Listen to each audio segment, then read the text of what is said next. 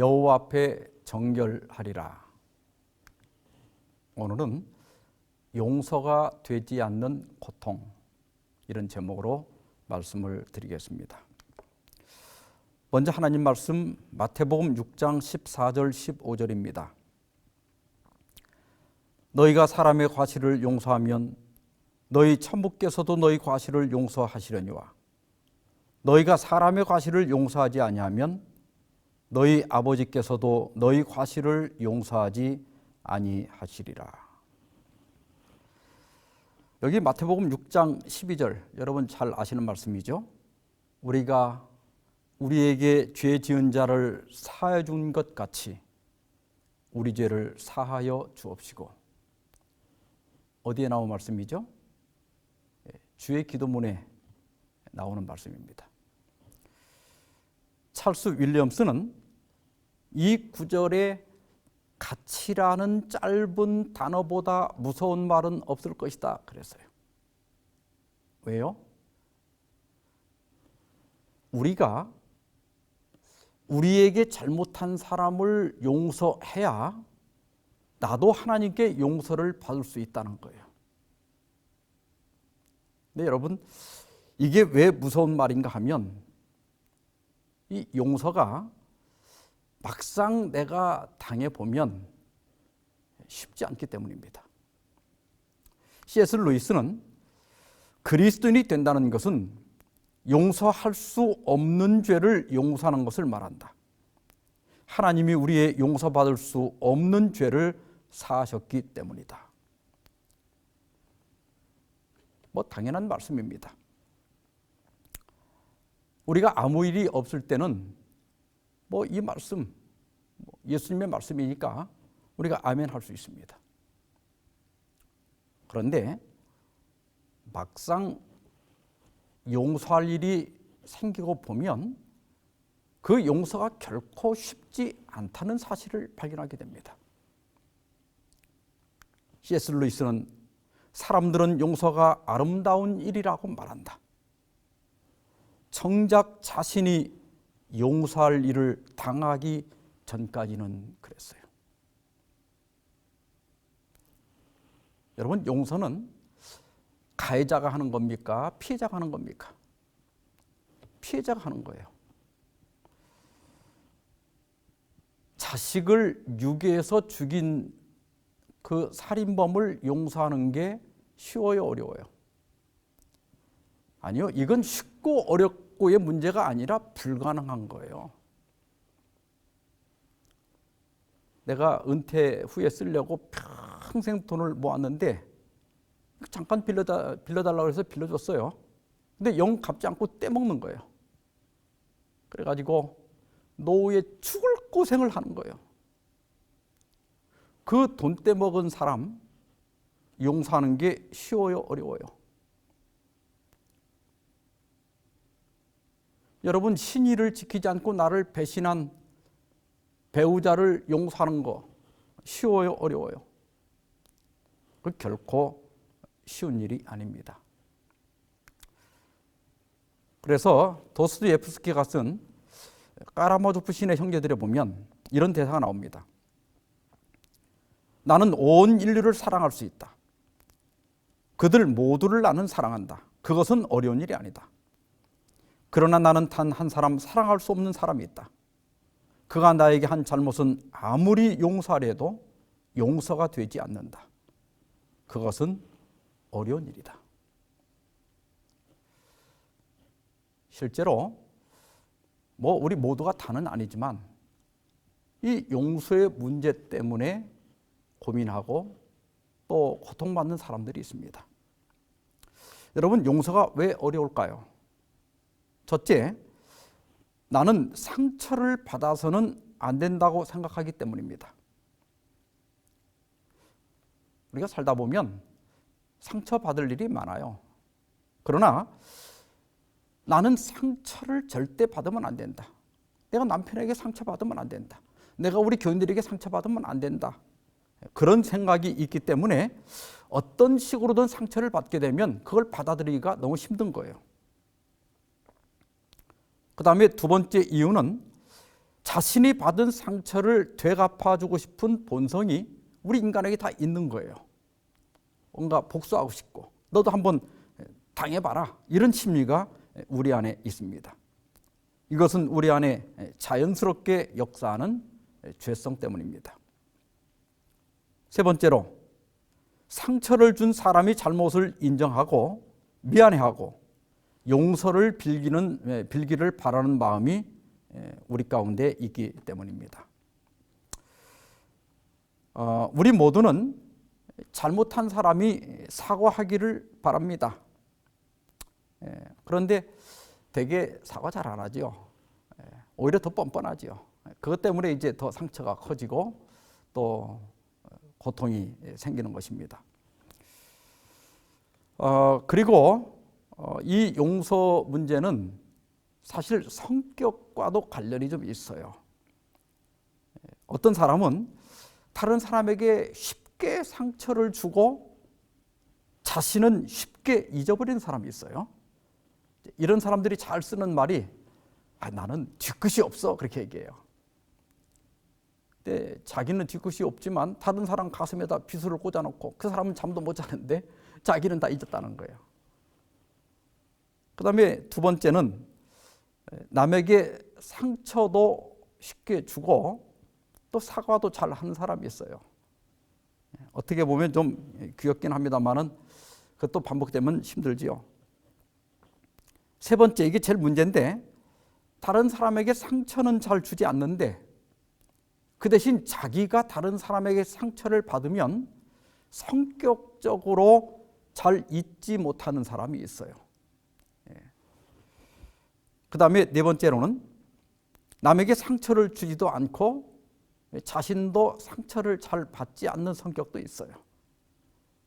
그래서 이것이 뭐 어떤 사람들은 믿음이 없다, 뭐 사랑이 없다 하지만은 물론 그것이 전혀 관계없는 건 아니지만 그렇지 않을 수도 있어요. 어떤 경우에는 성격의 문제일 수도 있습니다. 저는 오늘 용서와 관련된 몇 가지 실제적인 문제들을 좀 다뤄보려고 합니다.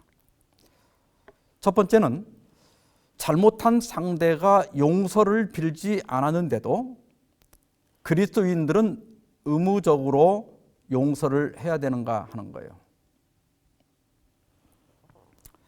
되게 아까 제가 말씀드린 대로 용서는 피해자가 하는 거지 않습니까? 반드시 이제 교회 안에서도 문제가 생기면 가해자가 있고 피해자가 있어요. 근데 되게 가해자들은 말을 함부로 하는 경향이 있어요. 그리고 성질도 좀 외향적이고 좀 우악스러운 데도 있어요.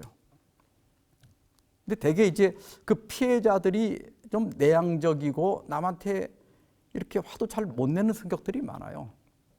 근데 교회 안에서 불화가 생기면 골치 아프니까 자꾸 이제 사람들이 누구를 찾아가요? 가해자를 찾아가는 것이 아니라 피해자한테 찾아가서 용서해라. 집사가 그것도 용서 못하냐? 그래도 잘 용서가 안 되면 그 다음에는 뭐 사랑이 없네, 믿음이 없네, 이렇게 해서 더 고통을 주고 힘들게 합니다. 근데 우리가 이 용서 문제를 생각할 때 먼저 생각할 것은 그 절차가 있는데, 누가복음 17장 4절에 보면 만일 하루 7번이라도 내게 죄를 얻고 7번 내게 돌아와 내가 회개하노라 하거든 너는 용서하라 하시더라. 여기 보면 예수님께서 어느 경우에 용서하라고 그랬어요?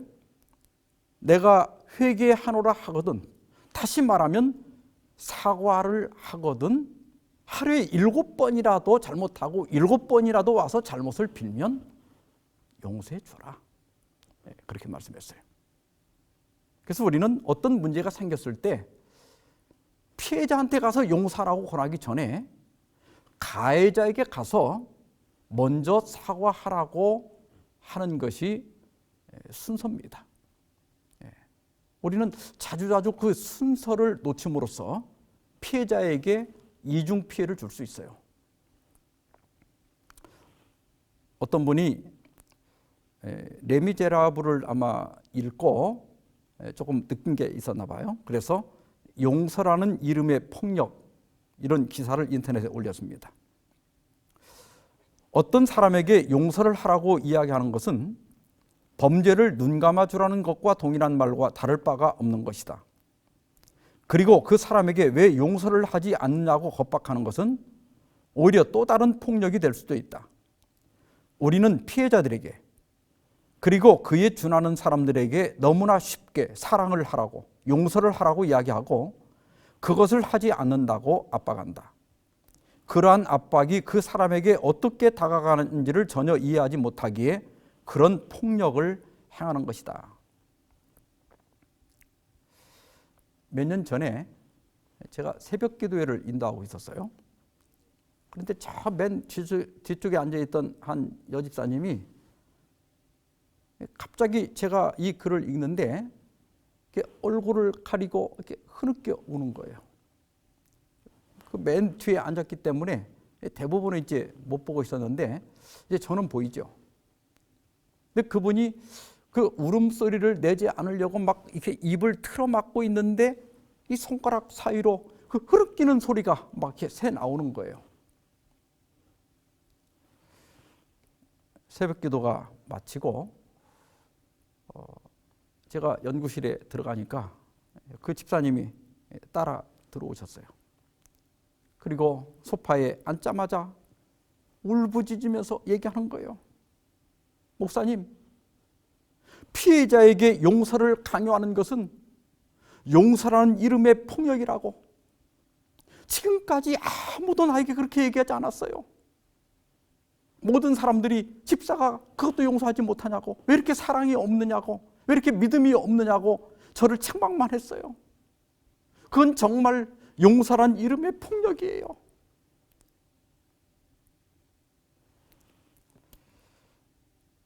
우리가 자칫하면 이런 실수를 쉽게 저지를 수 있습니다. 우리는 그 피해자에게 용서를 강요하기 전에 가해자에게 사과를 하라고 권고하는 것이 우선입니다. 한마디 사과가 100마디 설득을 이긴다라는 책이 있습니다. 여기에 진정성 있는 사과의 조건이 있는데 사과의 차원이 있어요. 먼저는 잘못을 확인하는 것이고, 두 번째는 책임감을 인정하는 것이고, 세 번째는 양심의 가책을 표현하는 것이고, 네 번째는 원상복구와 배상을 하는 것이고, 다섯 번째는 재발 방지를 약속하는 것입니다. 맨 먼저 이 사과를 할 때도 사실 잘못하면 사과가 오히려 또 상처를 줄 수 있어요. 핑계를 댄다거나 뭐 이렇게 하면요. 그래서 맨 먼저는 잘못을 확인하는 거예요. 제가 당신에게 그렇게 한 것은 정말 잘못된 것입니다. 그리고 책임감을 인정하는 거예요. 어떠한 처벌을 하시든지 제가 다 받겠습니다. 그리고 양심의 가책을 표현하는 겁니다. 저도 사실 그렇게 하고 많이 후회했고 또 괴로웠습니다. 그 다음에 원상복구와 배상입니다. 피해 보신 것에 대해서는 제가 다 변상해 드리겠습니다. 또 혹은 공개 사과하겠습니다. 그리고 재발 방지를 약속하는 거예요. 앞으로 다시는 그런 일을 하지 않겠습니다. 이것이 진정한 사과입니다.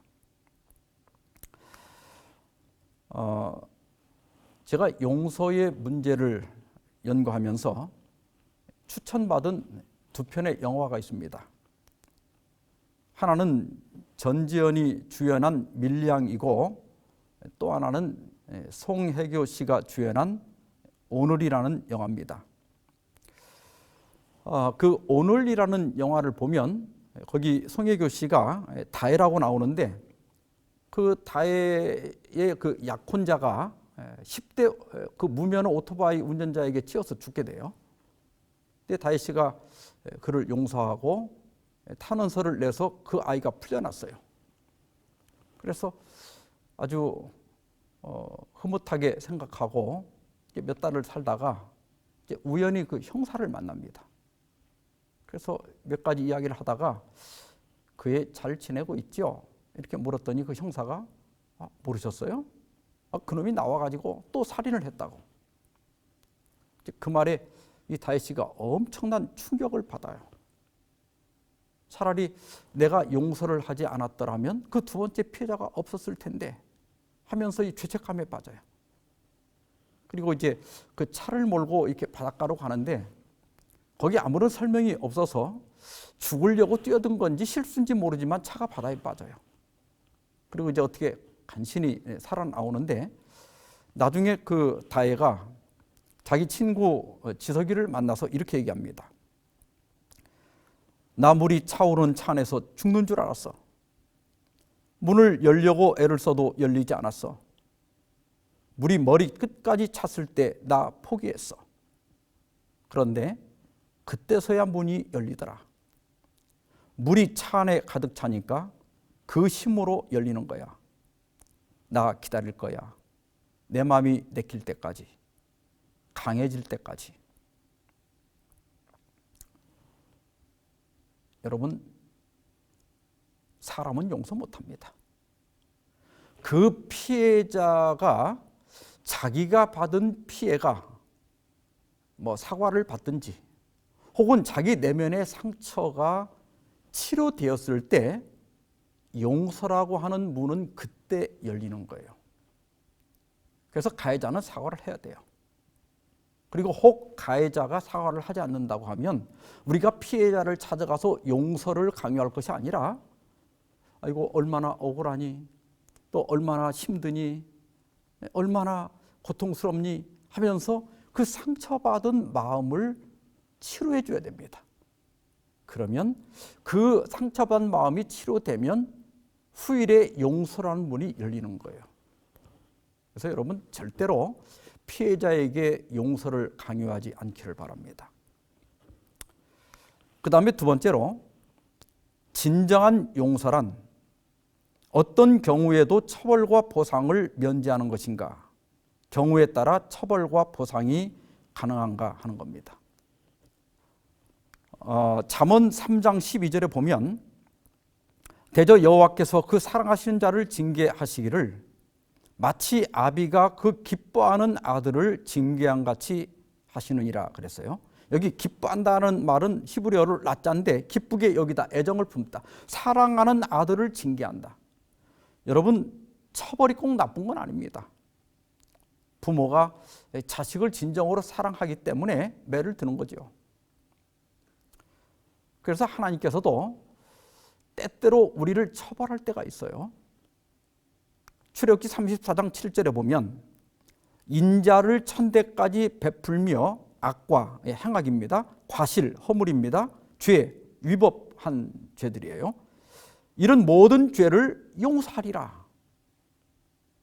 그러나 벌을 면제하지는 아니하고 아버지의 악행을 자손 3, 4대까지 봉하리라.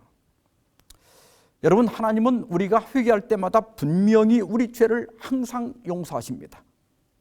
그러나 처벌이 항상 면제되는 건 아닙니다. 하나님은 우리의 유익을 위하여, 또 공동체의 유익을 위하여 필요한 경우에는 용서는 하시지만은 처벌은 멈추지 않을 때가 있습니다.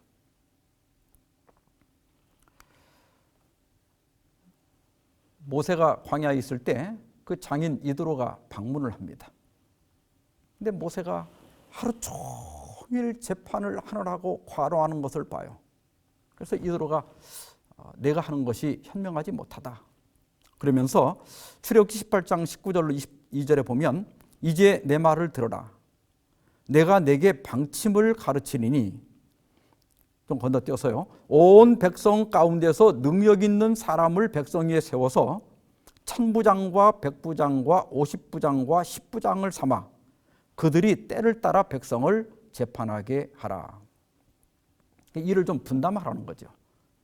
모세가 그렇게 해서 일이 아주 잘 끝났어요. 잘 된 겁니다. 그런데 여기에 반기를 든 사람이 있었죠.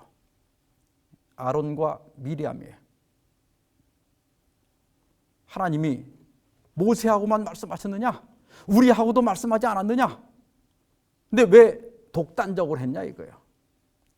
근데 이제 모세를 흠잡을 게 없으니까 이제 미디안 여자하고 이제 결혼한 거, 구스인하고 결혼한 걸 가지고 이제 모세를 비난합니다. 사실 그 구스인도 아브라함의 자손이기 때문에 아무 문제가 없어요.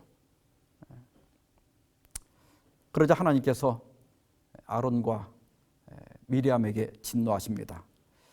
민수기 12장 8절로 10절에 보면 너희가 어찌하여 내 종 모세 비방하기를 두려워 아니하느냐. 여호와께서 그들을 향하여 진노하시고 떠나심에 구름이 장막 위에서 떠나갔고 미리암은 나병에 걸려 눈과 같더라. 그런데 바로 이때 모세는 온유함이 지면의 모든 사람보다 더하리라. 이 말이 여기에 사용된 말씀이에요. 그 다음에 13절부터 보면 모세가 여호와께 부르짖어 이르되 하나님이여 원컨대 그를 고쳐 주옵소서. 하나님께서 자기를 비방한 미리암을 위하여 이 중보 기도를 하는 거예요. 여호와께서 모세에게 이르시되 그의 아버지가 그의 얼굴에 침을 뱉었을지라도 그가 이레 동안 부끄러워하지 않겠느냐. 그런즉 그를 진영 밖에 이레 동안 가두고 그 후에 들어오게 할지니라 하시니 이에 미리암이 진영 밖에 이레 동안 갇혀 있었고 하나님께서는 모세의 중보 기도를 듣고 즉각 미리암을 용서하셨습니다. 그러나 처벌은 멈추지 않았어요.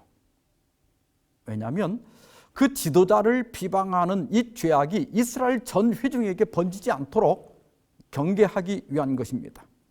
그래서 하나님께서는 처벌을 그치지 않았어요. 물론 하나님께서는 우리 죄를 즉각 용서하십니다. 그러나 우리가 죄로 말미암아 생겨난 어떤 결과들은 즉각 제거되지 않는 경우가 많아요. 사무엘상 12장 13절 14절에 보면 나단이 와서 다윗의 그 죄를 지적할 때 다윗이 내가 여호와께 죄를 범하였노라 즉각 자기의 죄를 시인하고 또 자복합니다. 그러자 하나님께서도 즉각 그 다윗의 죄를 용서하셔요. 그런데 나단은 말하기를 당신이 죽지 아니하시려니와 이 일로 인하여 여호와의 원수로 크게 휘방할 거리를 얻게 하셨으므로 당신의 낳은 아이가 정령 죽으리다. 그래서 여러분, 이 하나님께서는 다윗의 죄는 즉각 용서하셨지만은 불륜으로 낳은 그 아이는 죽이셨어요. 우리가 뭐 보상도 받지 않고 처벌도 하지 않을 수 있다면 좋지요. 그러나 어떤 목적을 위하여 때로는 보상을 받을 수 있고 또 처벌하는 것이 믿음의 부족이나 사랑의 부족은 결코 아니라고 하는 것입니다. 우리가 기억할 것은 하나님은 언제나 피해자의 편입니다. 피해자가 바라는 것은 정의입니다. 피해를 입혔으면 보상을 받아야 하고 죄를 지었으면 처벌을 받아야 돼요. 여러분, 이것은 보복이 아니라 원상복귀예요. 용서의 반대는 복수지요. 복수는 복수를 낳습니다. 그래서 예수님은 복수하지 말라고 그랬어요. 용서는 이 복수를 포기하는 것이지만은 그렇다고 해서 반드시 보상과 처벌을 면제하는 것은 아닙니다. 피해자가 바라는 것은 공정성입니다. 만일 처벌을 받아야 할 개인이 진심으로 회개하는 경우에는 그가 피해를 입힌 이웃이나 공동체가 아직 상처를 치유받기에 만약 시기상조라면, 그래서 처벌이 필요하다면 용서는 하지만 처벌을 하는 것은 아무런 문제가 없습니다. 그런데 왜 예수님께서는 피해자에게 용서를 권하셨는가? 우리가 처음에 본문에 읽은 대로 예수님께서는 너희가 사람의 과실을 용서해야 너희 천부께서도 너희 과실을 용서한다, 그렇게 말씀하셨어요. 근데 때때로 피해자들이 그 말씀을 들으면서 좀 억울함을 느낄 때가 있어요. 그러나 사실 아까 말씀드린 대로 하나님은 피해자 편입니다. 이것은 피해자를 위해서 주신 말씀이에요. 녹은 쇠에서 나지만 그 쇠를 먹는다, 그런 말이 있습니다. 요즘 차를 보면요, 이렇게 뒷바퀴 위가 이렇게 녹이 스는 차들이 많아요. 이게 겨울에 그 도로에다가 염화칼슘을 많이 뿌리기 때문에 그 염화칼슘이 와서 여기에 제일 많이 들러붙는다고 그래요. 이렇게 녹이 나면 빨리 그 녹을 긁어내고 거기에 다시 칠을 해야 됩니다. 근데 이 녹을 빨리 긁어내지 않으면 그 다음에는 녹이 또 쇠를 먹어서 오른쪽에 보시는 것처럼 차 전체를 다 못 쓰게 만들어 버립니다. 영어에 리젠트라고 하는 단어가 있습니다. 원망하다, 분노하다, 그런 뜻인데 이게 프랑스에서 왔다고 그래요. 리하면 백 혹은 어게인을 가리키고 센트는 필을 가리킵니다. 직역하면 다시 느끼다, 그런 뜻이에요. 원망과 분노는 상대를 벌하는 게 아니라 자기 스스로 과거의 고통을 다시 느끼게 하는 거예요. 그러니까 가해자는 아무렇지도 않고 밥 잘 먹고 잠 잘 자고 잘 사는데 피해자가 죽어나는 거예요. 원망할 때마다, 분노할 때마다 심장이 제대로 뛰질 않고 밥은 소화도 되지 않고 잠도 오지 않고 억울하고 결국은 피해자가 손해를 보는 거예요. 그래서 나의 왼수를 사랑할 만큼 어질지는 못할지라도 적어도 나 자신의 건강과 평안을 위하여 왼수를 용서하고 잊어라, 이 말씀이에요. 그러니까 제가 여기 왼수라고 쓴 것은 그 왼수가 원수보다 조금 더 미운 게 왼수래요. 그러니까 이것은 예수님께서 원수를 위해서 주신 말씀이 아니라 피해자인 나를 위해서 주신 말씀입니다. 나 자신의 건강과 평안을 위해서 과거를 잊어라. 그 왼수를 마음에서 내보내라, 그런 말씀이에요. 이제 남은 시간 동안 상처받고 있는 분들을 위해서 상처 치유를 위한 몇 가지 조언들을 드리고자 합니다. 첫 번째로 제가 아까도 말씀드린 것처럼 하나님은 언제나 피해자 편이라고 하는 것입니다. 시편 118편 6절 7절에 여호와는 내 편이시라 내가 두려워하지 아니하리니 사람이 내게 어찌할까. 여호와께서 내 편이 되사 나를 돕는 자들 중에 계시니 그러므로 나를 미워하는 자들에게 보응하시는 것을 내가 보리로다.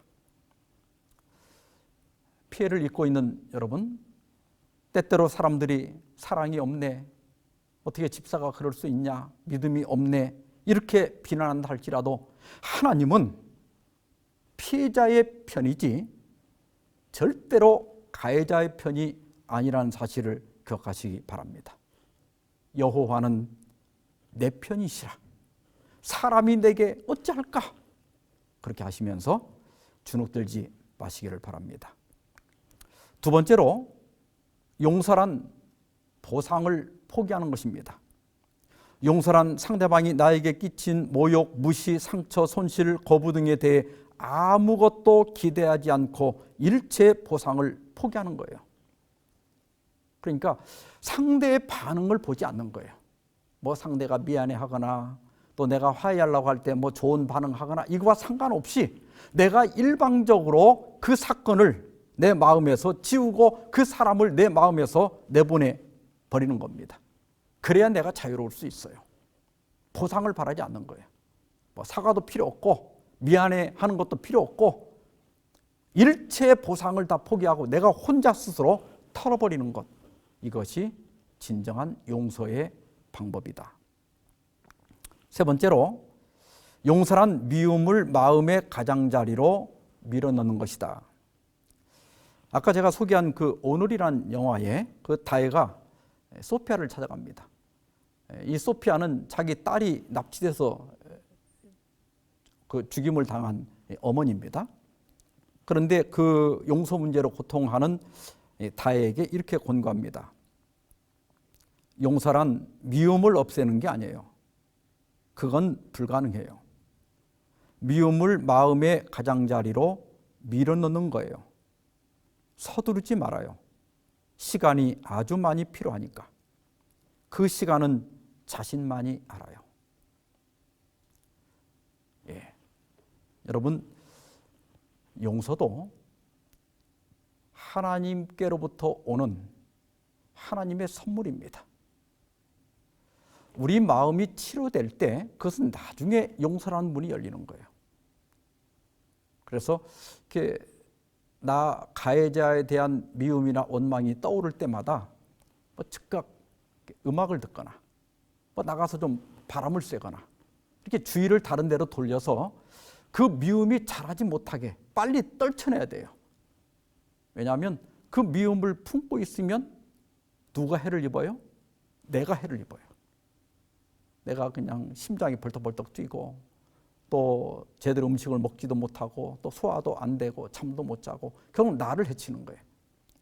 그러니까 가장자리로 밀어넣는 것이다. 안 보이는 대로 치워버리는 거예요. 그래서 그런 생각이 들 때마다 빨리 그런 생각에서 벗어나기를 바랍니다. 그 다음에 네 번째로 그 사건의 중요도를 낮추라. 이경희 씨가 쓴 자기 미움이란 책에 보면 어쩌면 심적 상처의 치유를 위해 우리가 힘을 기울이는 모든 방법들, 즉 상담 치유, 종교, 기도, 만남, 프로그램, 책, 명상, 통찰, 시간 등 모든 것은 그 상처가 별것 아니게 되는 것, 있어도 괜찮게 되는 것, 개의치 않게 되는 것을 위한 하나의 인위적, 임시적, 설정적 구실인지도 모른다. 과거 상처에 내가 나도 모르게 부여했던 절대성을 거두는 것이다. 그것의 중요도를 낮추는 것이다. 그리고 그 상처, 과거의 기억보다 내가 더 커지는 것이다. 절대성을 거두는 거예요. 어떻게 나한테 그럴 수 있어? 어떻게 나한테 이런 일이 일어날 수 있어? 그렇게 절대성을 거두는 거예요. 그런 생각을 없애는 겁니다. 그럴 수도 있지. 이렇게 생각하는 거예요. 뭐 나라고 그런 일 당하지 말라는 법이 있나? 있을 수 있는 일이야. 이렇게 생각하는 거예요. 그 다음에 중요도를 낮추는 겁니다. 내가 그 사람 때문에, 그 문제 때문에 오늘은 아무 일도 없었는데 오늘이라고 하는 이 하루를 이렇게 고통스럽게 보낼 필요가 있나? 그렇게 중요도를 낮추는 겁니다. 그리고 내가 더 커지는 거예요. 여러분, 이렇게 뚜껑이 작으면요, 작은 단지는 덮을 수 있지만 큰 단지는 덮을 수 없잖아요. 근데 뚜껑이 이렇게 크면 작은 단지도 덮을 수 있고 큰 단지도 덮을 수 있는 거예요. 내가 그 사람보다, 그 사건보다 커지면 돼요. 그러면 그 일어난 상처가 작게 보이기 시작하고 마음이 진정되기 시작하고 평화가 오기 시작합니다. 다섯 번째는 가해자를 비인간화시키라. 정희진 씨는 가해자를 떠내보내는 나의 복수 비법을 소개한다. 상대를 없애는 것이다. 관련한 모든 데이터를 삭제하고 전원을 꺼버린다. 무관심의 힘으로 그들을 비인간화시킨다. 비인간적으로 대하는 것이 아니라 물화시키는 것이다. 이게 비인간화시킨다, 물화시킨다, 이게 무슨 뜻인가 하면, 여러분, 옆에서 이렇게 뚝배기 하나가 떨어져 갖고 박살이 나면 깜짝 놀라기는 하지만은 상처받지는 않잖아요. 놀랬다고 해서 뭐 그날 밤에 잠을 못 자거나 괴로워하지는 않잖아요. 또 옆집이 개를 키우는데 이 개가 다른 사람이 지나가면 가만히 있는데 꼭 나만 보면 이러고 덤비네. 그러면 여러분, 그 개가 저렇게 나를 향해서 덤비고 짖었다고 해서 상처받지 않잖아요. 놀라기는 하지만은 그것 때문에 잠 못 자고 괴로워하지는 않잖아요. 가해자가 하는 말들에 의미를 두지 말고 그냥 소리로 여겨라.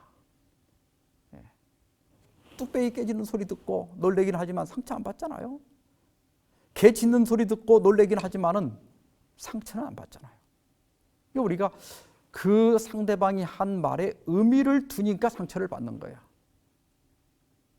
그래서 뭔가 모욕을 느끼고 명예훼손을 당했다는 생각이 들 때 그냥 뚝배기 깨지는 소리를 들었다. 개가 짖는 소리 들었다. 그렇게 생각하고 말라고 하는 겁니다. 여러분, 제가 오늘 여러분들이 이 교회를 나설 때 쓰레기 봉지에다가 쓰레기를 담아서 줬어요. 그러면 여러분 어떻게 하실랍니까? 그것을 방에 갖다 놓고 시간 날 때마다 자꾸 열어보고 냄새를 맡으실 거예요? 뭐 그렇게 하시는 분이 하나도 없겠죠. 여러분, 쓰레기는 자꾸 열어보지 말고 갖다 버려야 돼요. 여러분을 괴롭히고 있는 과거의 그 사건이나 또 여러분을 모욕한 말들이나 이런 모든 것들은 사실은 쓰레기입니다. 그걸 또 생각하고 또 다시 한번 열어보고 또 냄새를 맡아보고 고개를 돌리고 할 게 아니라 버려야 됩니다. 방하착이란 말이 있어요. 놓을 방자에다가 아래 하자, 붙을 작자. 내가 붙잡고 있는 것을 놓아라, 그런 뜻입니다. 어떤 분이 아주 유명한 상담사를 찾아갔습니다. 선생님, 저는 사는 게 너무나 힘듭니다. 가족, 일, 모든 것들이 저에게 스트레스를 줍니다. 저에게 행복해질 수 있는 비결을 좀 가르쳐 주십시오. 그러자 이 상담사가 제가 지금 정원을 좀 급히 갖고 와야 되는데 일이 끝난 다음에 그 비결을 말씀드리겠습니다. 그러면서 가방을 하나 주면서 내가 일이 끝날 때까지 이 가방을 좀 들고 있으라고 그래요. 그래서 이제 가방을 들고 그 상담사를 가만히 지켜봤습니다. 근데 그 상담사가 가서 일을 이렇게 하는데 이 10분이 지나고 20분이 지나고 30분이 지나도 계속 일만 하는 거예요. 처음에는 가방이 뭐 별로 이렇게 무거워 보이지 않았는데 30분이 넘어가니까 이제 좀 팔도 아프고 짜증도 나는 거예요. 그래서 선생님, 이 가방 이거 언제까지 들고 있어야 됩니까? 이렇게 물었어요. 그러자 그 상담사가 이렇게 고개를 돌려보면서 아니, 그 가방이 무거우면 진작에 내려놓지. 그걸 뭐하러 지금까지 들고 있습니까? 그렇게 말씀하시더라는 거예요. 거기서 이 사람이 큰 깨달음을 얻습니다. 그 가방이 무거우면 진작에 내려놓지. 뭐하러 지금까지 들고 있습니까? 여러분 과거의 상처가 아프고 힘들다면 내려놓으면 됩니다. 설교와 강연 2권 274페이지입니다. 예수께 나오기만 하라. 그대의 짐을 그분의 발에 내려놓으라. 그분은 내가 너를 받아주리라. 내가 너에게 쉼을 주리라고 선언하신다. 오늘 여러분이 안고 있는 모든 삶의 짐이나 아픔이나 고통을 예수님의 발 아래 내려놓고 예수님이 주시는 그 참된 평안을 맛보게 되시기를 바라면서 오늘 말씀 마치겠습니다.